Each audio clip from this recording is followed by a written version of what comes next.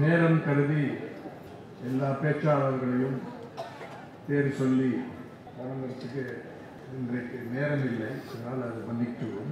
நண்பர்களே, முதல்ல இந்த அழைப்பை எனக்கு கொடுத்த நண்பர் பீட்டர் அல்பான்ஸ் அவர்களுக்கு நன்றியை தெரிவித்துக் கொள்கிறேன். டிஎன்சிசி பிரசிடென்ட் நண்பர் கே செல்வ பெருந்தகை எம்எல்ஏ அவர்களுக்கும் நன்றியை தெரிவித்துக் கொள்கிறேன். இங்கே வந்து பேச்சாளர்களுக்கு என்னுடைய பெஸ்ட் விஷஸ். இந்த கருத்தரங்கம் 3 விஷயங்கள் இதில் அடங்கியிருக்கு. ஒன்று, ஜவஹர்லால் நேரு அவர்கள்.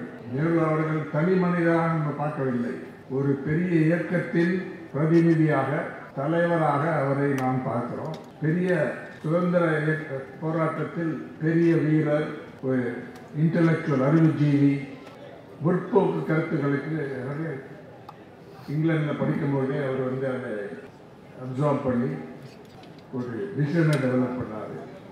தனியாக செய்யவில்லை, மகாத்மா காந்தி கைடன்ஸ் கொடுத்தார்.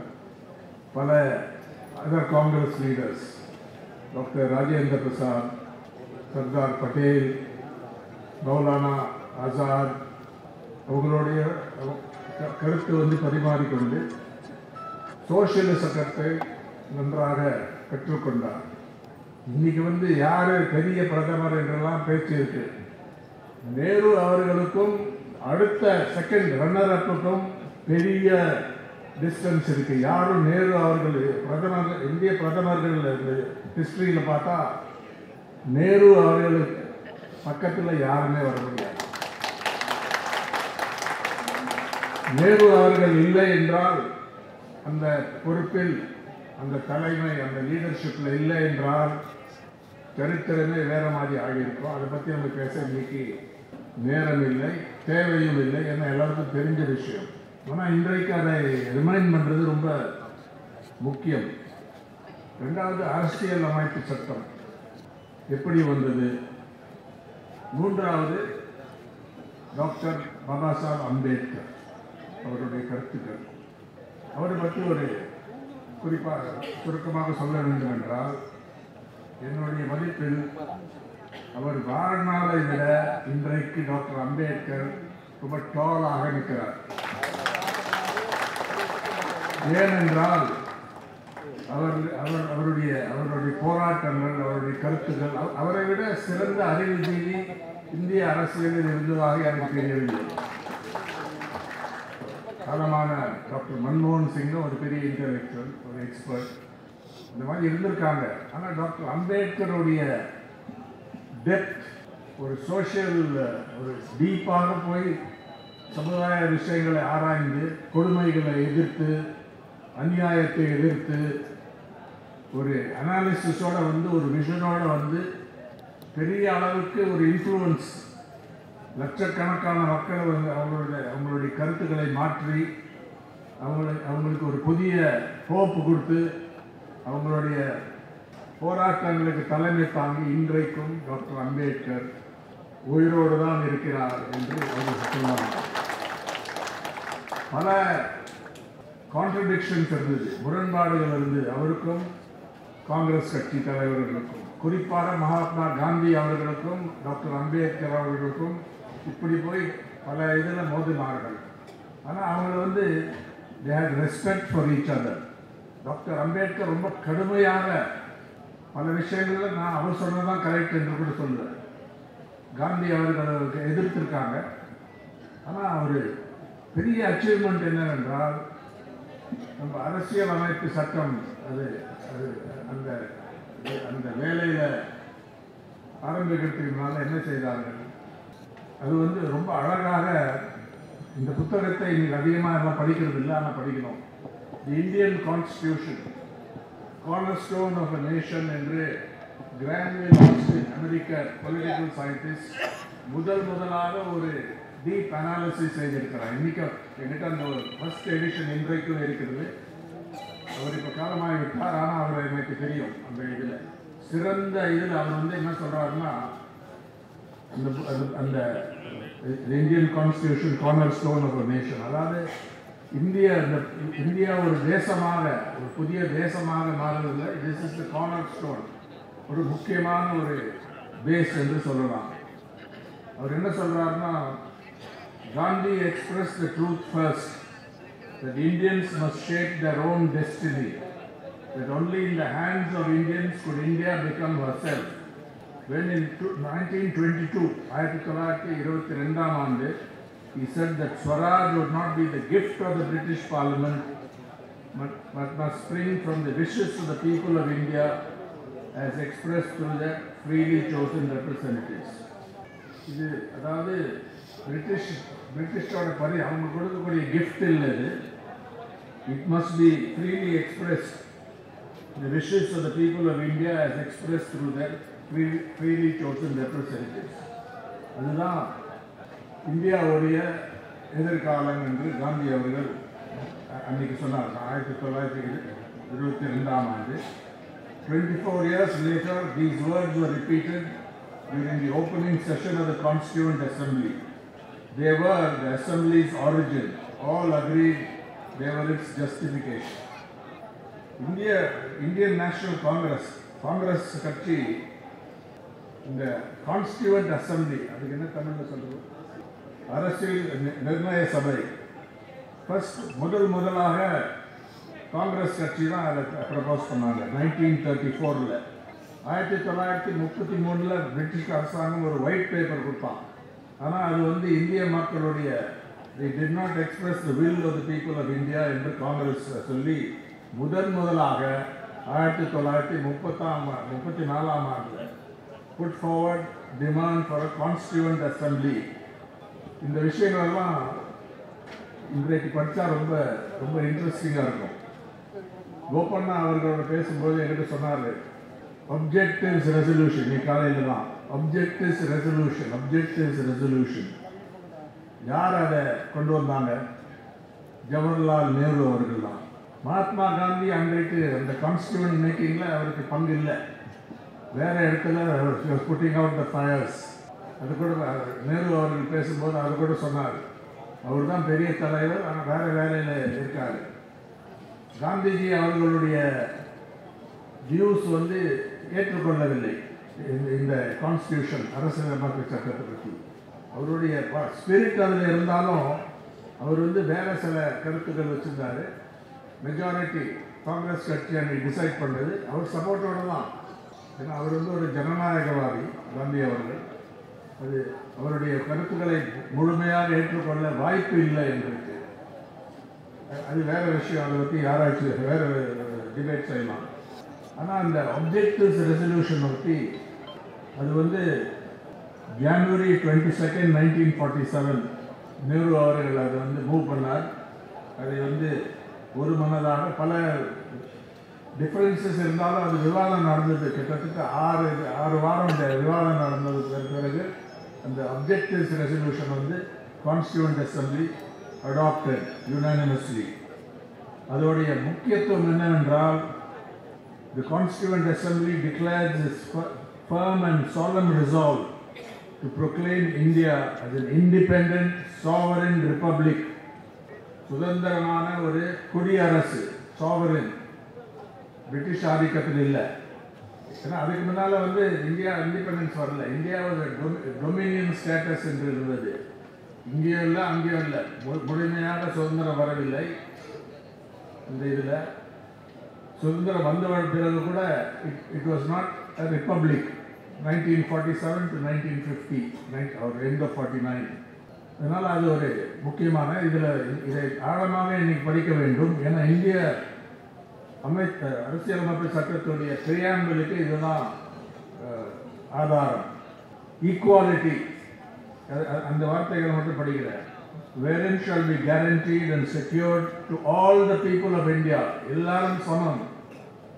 justice, social, economic and political, equality of status, of opportunity and before the law, freedom of thought, expression, belief, faith, worship, vocation, association and action, subject to law and public morality. இதுதான் அந்த objectives resolution என்ற இதில் Jawaharlal Nehru move பண்ணதில் முக்கியம். அம்பேத்கர் வேறு ஒரு இயக்கத்தில் இருந்தார், பல போராட்டங்கள் நடத்தினார், காங்கிரஸ் கட்சியை எதிர்த்தார். குறிப்பாக காந்திஜி அவருடைய தலைமையை எதிர்த்தார். இருந்தாலும் இன்னைக்கு நடக்குமா பார்லிமெண்ட்ல ஏதாவது விவாதம் செய்கிறாங்களா இந்த பிஜேபி அரசாங்கம்?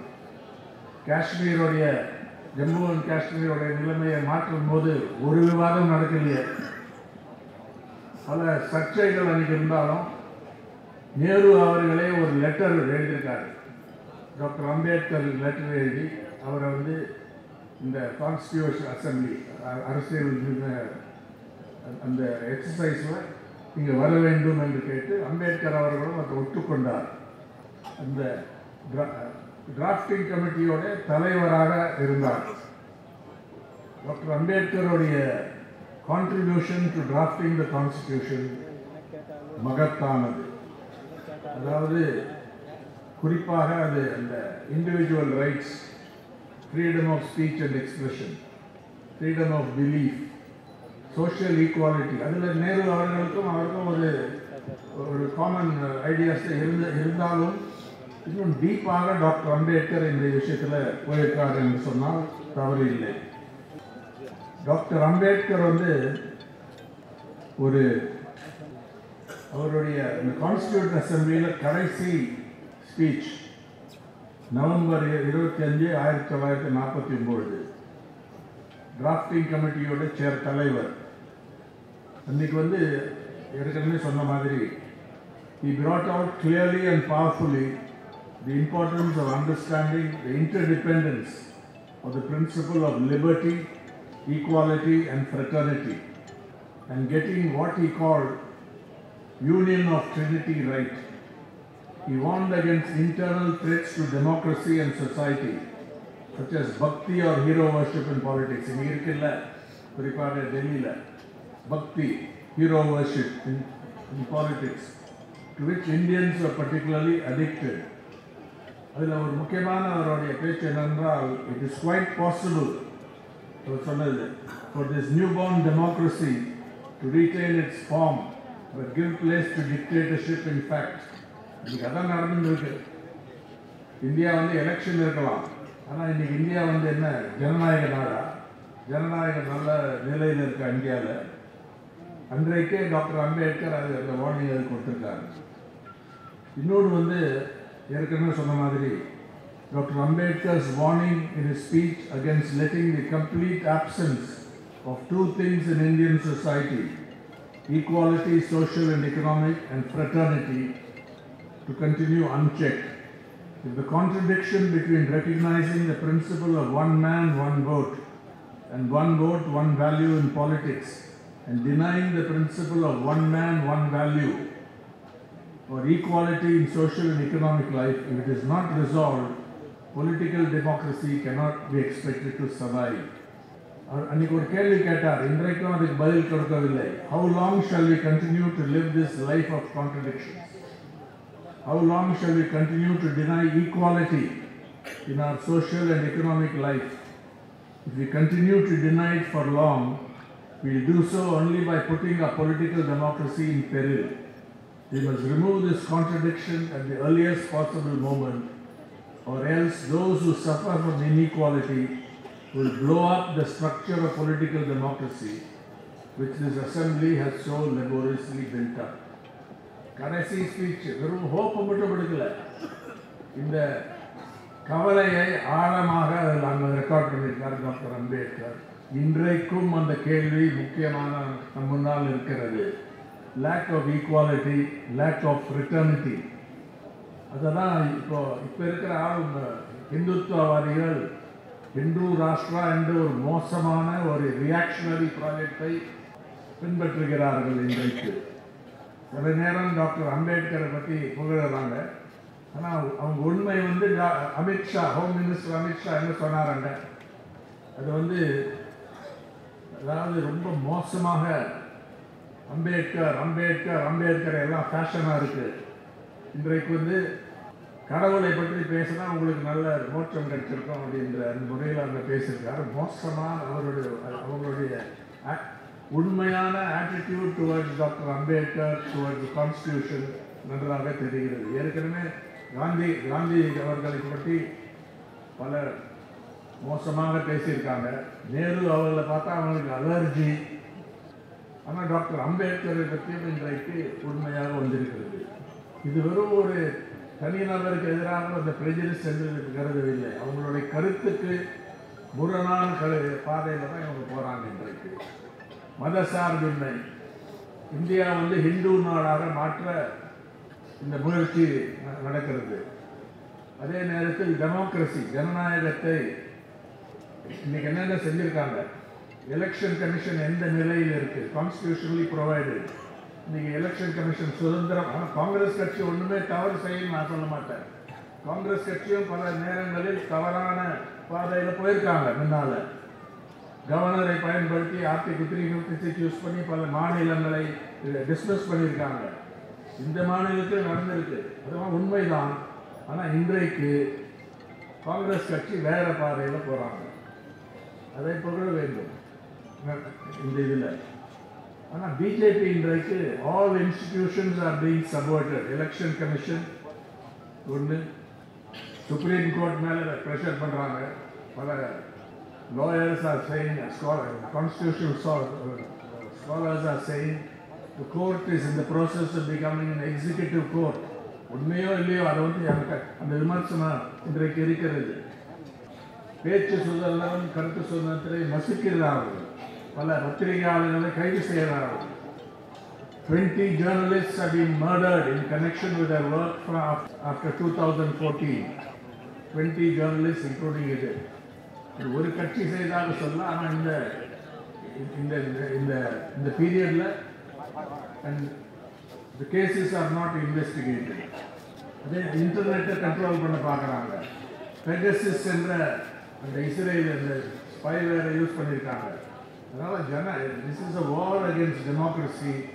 This is an authoritarian government which follows the path of communalism and Hindutva ideology. இதெல்லாம் against the constitution, against what Jawaharlal Nehru and the freedom struggle stood for, against what is promised in the Constituent Assembly, and very much against the ideas, the teachings, the life and struggles of Dr. Ambedkar. அதனால இன்னைக்கு இந்த காங்கிரஸ் உடைய campaign of the Congress to bring these to see the links between this, despite the contradictions, I think is a very good political strategy. And as I think I saw a video where Mr. Rahul Gandhi explained that earlier they were talking in the abstract, but once they held the Indian Constitution aloft and made people, that proved very effective in the campaign, in the last election campaign. And one of the main reasons why the Modi regime did not get a majority in the last Lok Sabha election. Let us not underestimate what has been achieved so far. There's a lot more to do, but if India is to return to the spirit of the Constitution, to its letter, to its content, to the values it embodies, then I think this movement, this regime has to be defeated in a democratic way. This is the lesson I think that we have to get. Of course, there have been also setbacks in the assembly election in Maharashtra, in Haryana and so on. It's not going to be a straight path, but I think this fight has to go on, and I fully support what has been proposed earlier by Professor Veerapandiyan, that the India alliance is a vital necessity, or the India bloc is a vital necessity. Before the next assembly election comes, all parties must work cooperatively and sensibly to form a cohesive alliance. There may be some negotiations over the seats and so on, but I think in Satyamurthy Bhavan, I would like to appeal to the Congress leadership to be moderate, not to overstate their claims. The same thing applies to every party. My dear friend, Mr. Prabhakaran is here.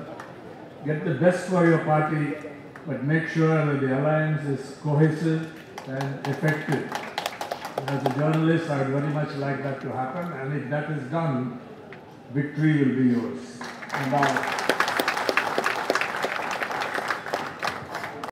IPS அவர்களே மற்றும் நம்முடைய மற்றொரு தேசிய செயலாளர் திரு Suraj MN Hegde அவர்களே, இந்த நிகழ்விலே பங்கேற்றிருக்கும் மரியாதைக்குரிய முன்னாள் மாநில தலைவர் திரு கே.வி. தங்கபால் அவர்களே, நம்முடைய பெருமதிப்புக்கு உரிய அருமை அண்ணன் பீட்டர் அல்போன்ஸ் அவர்களே, இந்த நிகழ்விலே பங்கேற்று சிறப்புரையாற்ற வருகை தந்திருக்கும் விடுதலை சிறுத்தைகளின் கட்சிகளின் தலைவர், எழுச்சி தமிழர், நம்முடைய நேசத்துக்கும் பாசத்துக்கும் உரிய தமிழ் போராளி, விடுதலை வீரர் அருமை அண்ணன் திரு தொல் திருமாவளவன் நாடாளுமன்ற உறுப்பினர் அவர்களே, பெருமதிப்புக்குரிய பத்திரிகையாளரும் இந்து குழுமத்தின் தலைவருமான அருமை சகோதரர் திரு என் ராம் அவர்களே, திராவிட இயக்க தமிழர் பேரவை தலைவர், நம்முடைய நேசத்திற்கும் பாசத்திற்கும் உரிய அன்புக்குரிய பேராசிரியர் சுப வீரபாண்டியன் அவர்களே,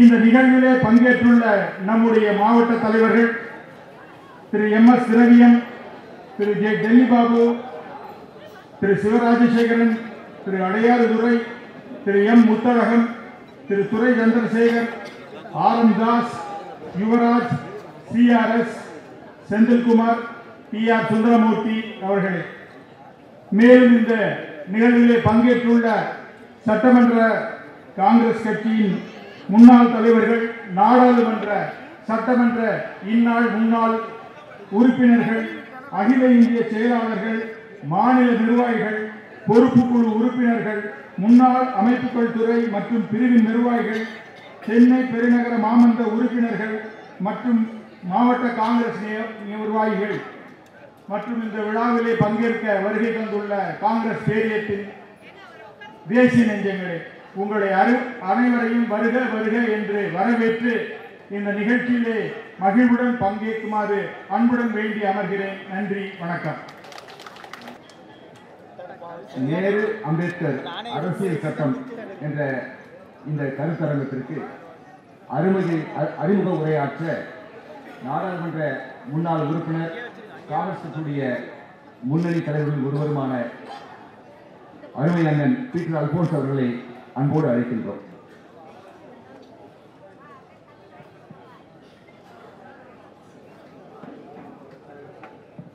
காலத்தின் தேவை அறிந்து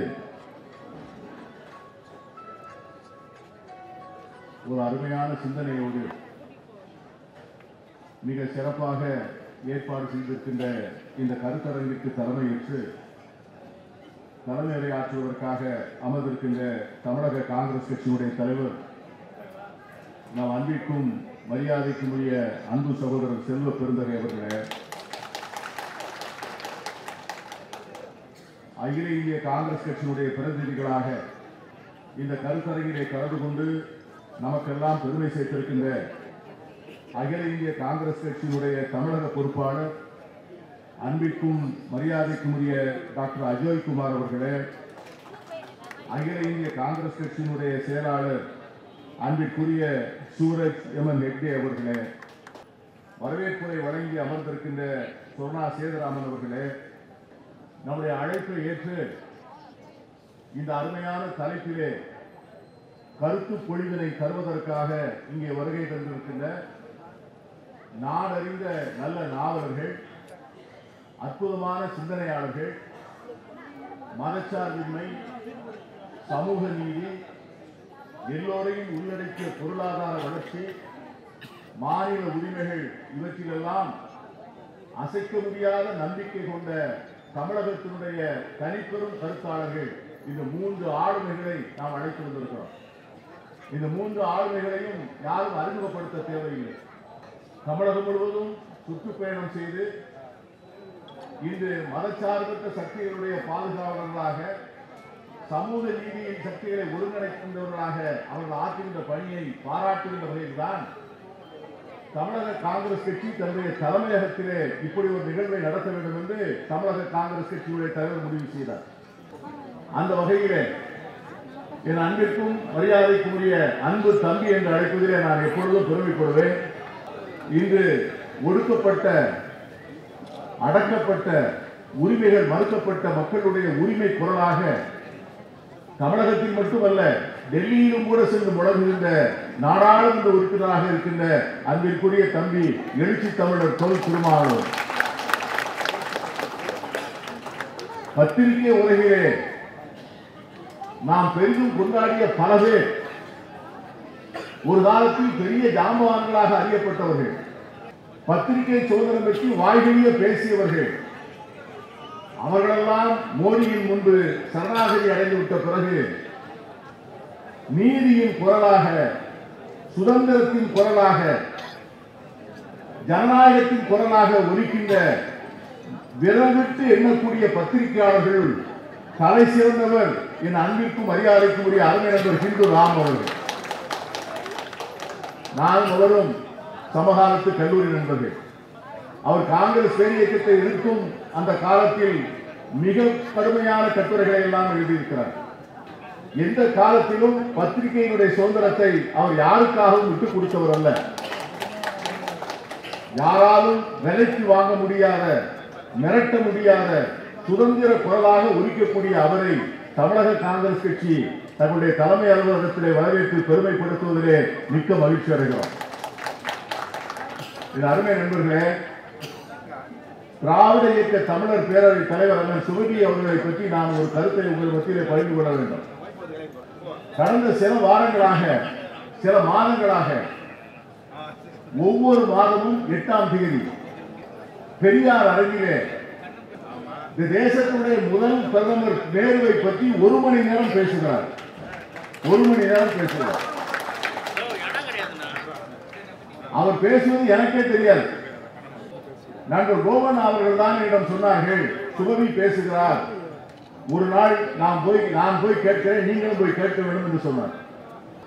நான் பெரியார் அரங்கிற்கே போனேன். அவர் பேசுகின்ற அந்த நாளை தெரிந்து கொண்டு அந்த கூட்டத்திலே கலந்து கொண்டு பேசுவதற்காக சென்றபோது, என் அருமை நண்பர்களே, ஏறக்குறைய 55 ஆண்டுகளை நான் காங்கிரஸ் கட்சியிலே நிறைவு செய்திருக்கிறேன்.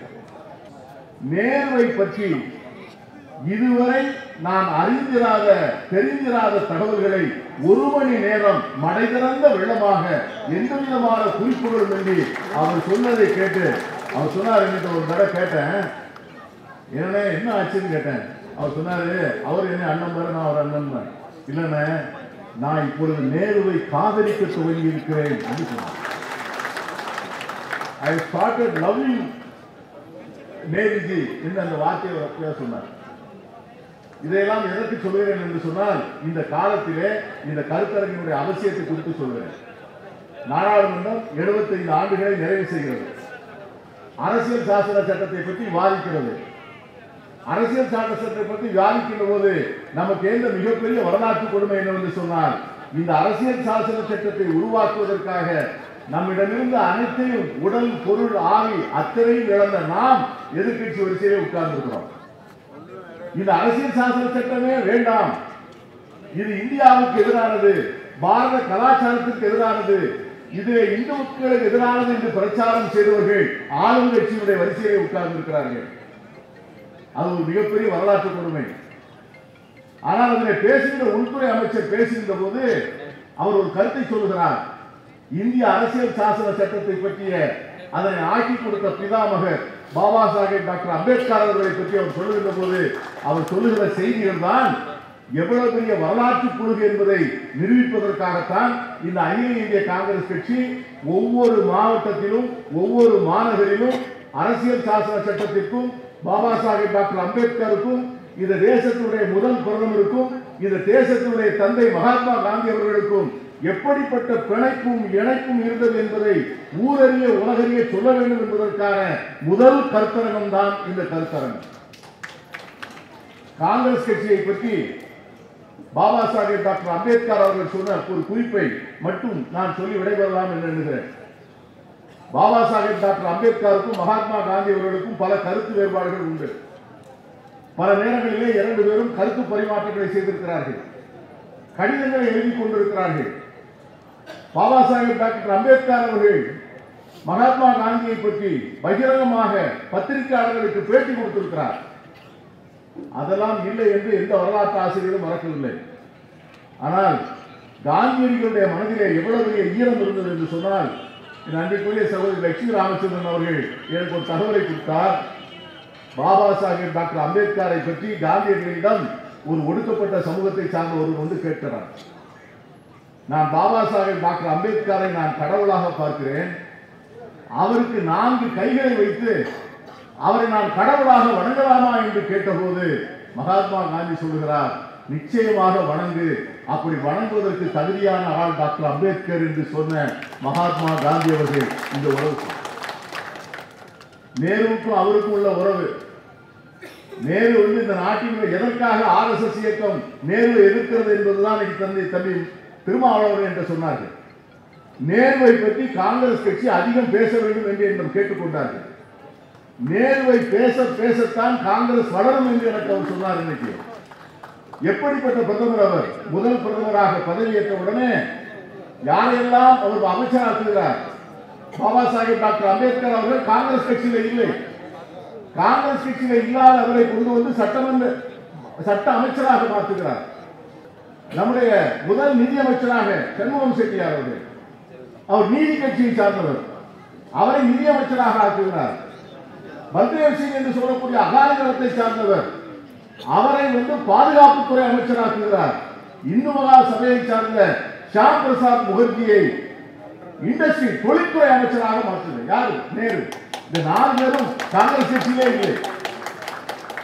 கோல்வால்கர் கடைசி வரை மன்றாடுகிறார், அவரை சந்திப்பதற்கான வாய்ப்பு கொடுங்கள் என்று கேட்கிறார். காங்கிரஸ் கட்சியோடு எங்களை இணைத்துக் கொள்ளுங்கள் என்று சொல்லுகிறார்.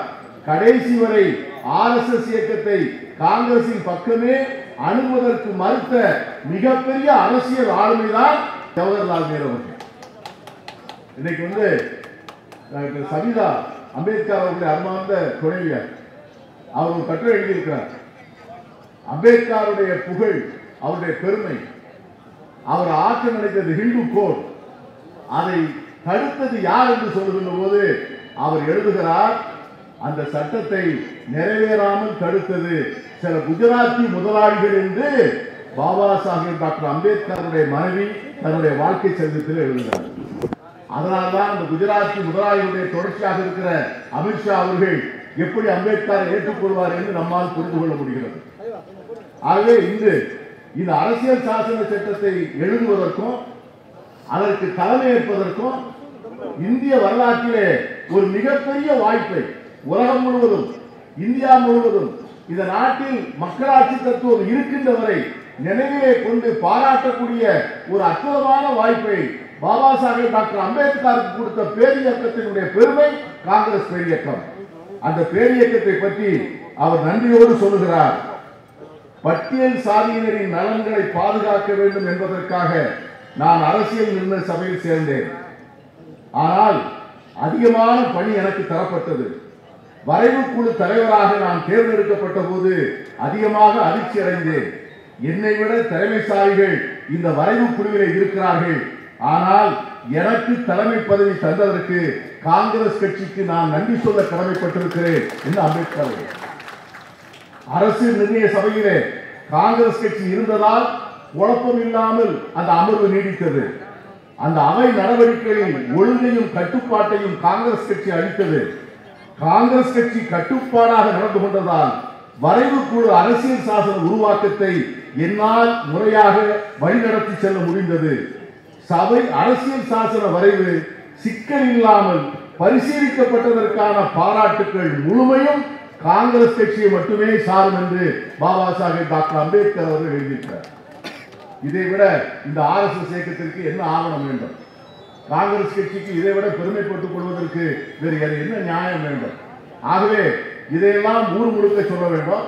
நாம் சொல்வதை விட இதை போன்ற நாடறிந்த நாவலர்கள், நல்ல கருத்தாளர்கள், சிந்தனையாளர்கள், நாட்டு அரசியலில் நல்லவர்கள் கையில் இருக்க வேண்டும் என்று மனப்பூர்வமாக நினைக்கின்ற இந்த பெருமக்களை வைத்து இந்த கருத்தரங்கை நடத்த வேண்டும் என்று தமிழக காங்கிரஸ் கட்சி தலைவர் கேட்டார். அவருடைய வேண்டுகோளை இந்த 3 கருத்தாளர்கள் கேட்டேன். மிக மகிழ்ச்சியாக அவர்கள் ஒத்துக்கொண்டார்கள். இந்த கருத்தரங்கத்தை நான் நம்முடைய தமிழ்நாடு காங்கிரஸ் கேட்டிருக்கிறேன். இது முதல் கருத்தரங்கம். தமிழகத்தினுடைய ஒவ்வொரு மாநகரிலும் இந்த கருத்தரங்கம் நடத்தப்பட வேண்டும் என்கிற கோரிக்கையை நான் வைத்திருக்கிறேன். அதே நிச்சயம் நிறைவேற்றித் தருவார் என்று சொல்லி இந்த அருமையான வாய்ப்பை நடத்துவதற்கான வாய்ப்பு இறுதியாக இன்னைக்கு இந்த அருமைக்குரிய மாப்பிள்ளை தமிழக காங்கிரசுடைய முன்னாள் தலைவர் அவருக்கு இன்றைக்கு தமிழக அரசு பெருந்தலைவர் காமராஜர் விருதை வழங்கியிருக்கிறது. அதற்காகவும் நம்முடைய நெஞ்சார்ந்த பாராட்டுகளை அவருக்கு தெரிவித்து அமைகின்றேன். நன்றி, வணக்கம்.